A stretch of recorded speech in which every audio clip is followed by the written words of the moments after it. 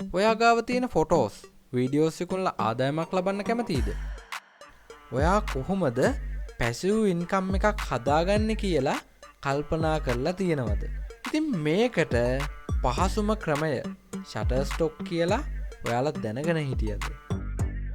ආයුබෝවන් කියලා පිළිගන්නවා හැම කෙනෙක්ම ස්කිල් මකබාස් YouTube channel එකට.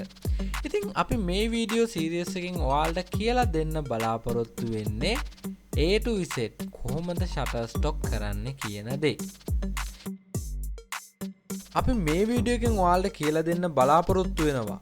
ඔයාලා Shutterstock ආරම්භ කරන කෙනෙක් විදිහට දැනගන්න ඕන අවශ්‍යම කාරණා මොනවද කියන දේ ගැන. ඉතින් Shutterstock කියලා කියන්නේ stock photos, videos, vector art, ඒ වගේම illustration මිලියන ගාණක් තියෙන marketplace එකක් කියලා කිව්වොත් හරියටම හරි. ඉතින් ඒ වගේම තමයි creators ලට project වලට අවශ්‍ය high quality content හොයාගන්න මේ website එක භාවිතා කරනවා.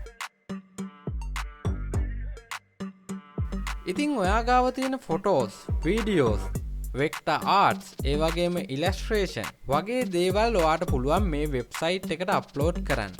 ඉතින් ඒ වගේම තමයි ඔයා ගාව තියෙන mobile phone එකෙන් ගන්න photo එකක්, video එකක්, macro photo එකක් වගේ දේවලුත් අපිට පුළුවන් මේ website එකට upload කරන්න. ඉතින් ඔයා upload කරන මෙන්න මේ වගේ content කවුරු හරි කෙනෙක් download කරාට පස්සේ ඔයාට අන්නේ ඩවුන්ලෝඩ් කරන ප්‍රමාණයට මුදලක් උපයා ගන්න පුළුවන්.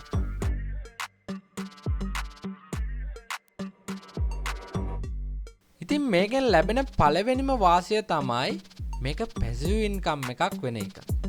ඉතින් ඒකට හේතුව තමයි ඔයා එකපාරක් කන්ටෙන්ට් එකක් හදලා අප්ලෝඩ් කරාට පස්සේ මුළු පැය 24 ඒ කියන්නේ ඔයා නිදාගෙන ඉන්න වෙලාවෙදි පවා මේකෙන් ආදායමක් උපයලා දෙන එක.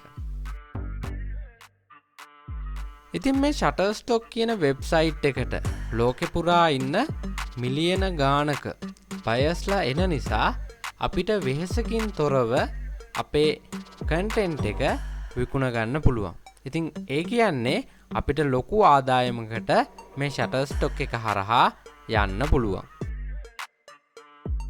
ඉතින් ඊළඟ කාරණාව තමයි නිර්මාණාත්මක නිදහස. ඉතින් මේක ඔයාගේ ආසාවට ගැලපෙන විදිහට ඔයාට ෆොටෝස් අප්ලෝඩ් කරන්න පුළුවන්. ඔයා ට්‍රැවල් කරන කෙනෙක් නම්, එහෙමත් නැත්නම් වෙන ශ්‍රේෂ්ඨයක වැඩ කරන කෙනෙක් නම්, ඔයා ඒ ශ්‍රේෂ්ඨයේ ගැලපෙන විදිහට ෆොටෝස් අරගෙන ඔයාට අප්ලෝඩ් කරන්න පුළුවන්.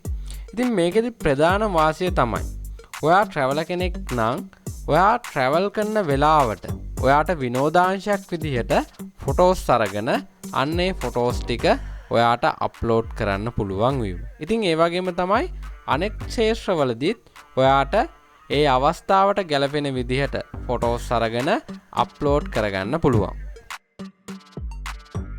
ඉතින් ඒ වගේම තමයි ඔයා බිගින කෙනෙක් විදිහට මේ දේ පටන් ගන්නව නම් ඔයාගේ ඉමේජ් එකක් දෙකක් සෙල් වෙනකොට ඔයාට ඉබේටම මේකට වැඩි ආසාවක් එනවා.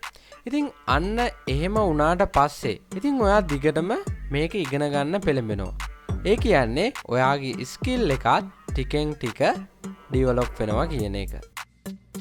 ඉතින් මෙන්න මේ කාරණා ටික බැලුවට පස්සේ ඔයාලට තේරෙනවා ඇති Shutterstock කියන්නේ එදිනදා ජීවිතයේදී අපි විනෝදාංශයක් විදිහට කරන්න පුළුවන් හොඳ වැඩක් කියලා. ඉතින් විනෝදාංශයක් විදිහට කරනවා වගේම ඒකෙන් හොඳ earning එකක් ගන්න පුළුවන් වැඩක් කියන එකත් ඔයාලට තේරෙන්නේ නැති.